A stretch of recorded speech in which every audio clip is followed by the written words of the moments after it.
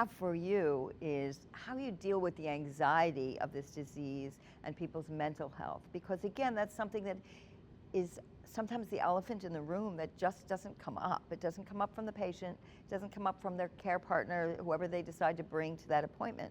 But living with this uncertainty of not knowing what tomorrow will bring, and something as scary as a progression to an acute cancer, how do you deal with that, and how do you use colleagues to refer?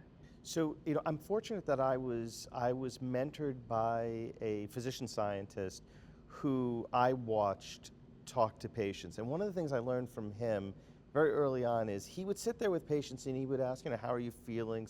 And then he would ask them, how are you doing mentally and emotionally? And I was always impressed by that question because, in all my medical trainings, we never really asked patients that kind of a question in that it was a very disarming way of doing it. So it wasn't like built up, it was just, and it was very surprising to see how patients would respond to that and sort of disclose things. Sometimes you get patients in tears when you start to ask that question because they let go and they start to tell you that their whole life is a shambles in many ways because they're afraid of what tomorrow might hold. Their interactions and their relationships with people might be fractured because of their disease, their inability to get to parties that might be very meaningful to the other people who may not understand why they can't do it. It can definitely cause a lot of emotional, psychological burden and strain. So this disease is definitely not just a blood cancer with blood count abnormalities and fibrosis of the bone marrow. There's a significant emotional, psychological toll that comes with it.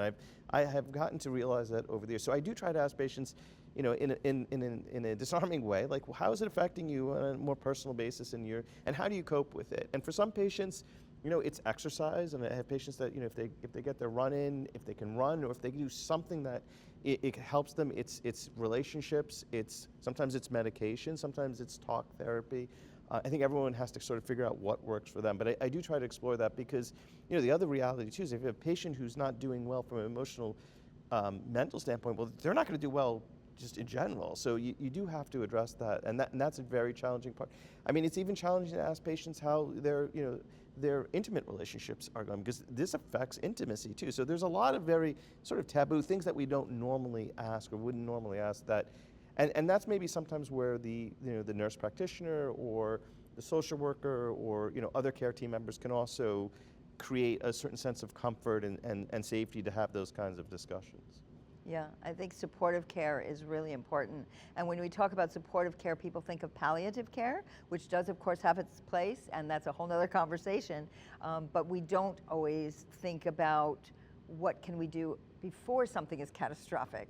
And that would be speaking to someone who would prescribe yoga, who would prescribe massage therapy, who would talk to the patient about all kinds of things that could help with stress management and anxiety management.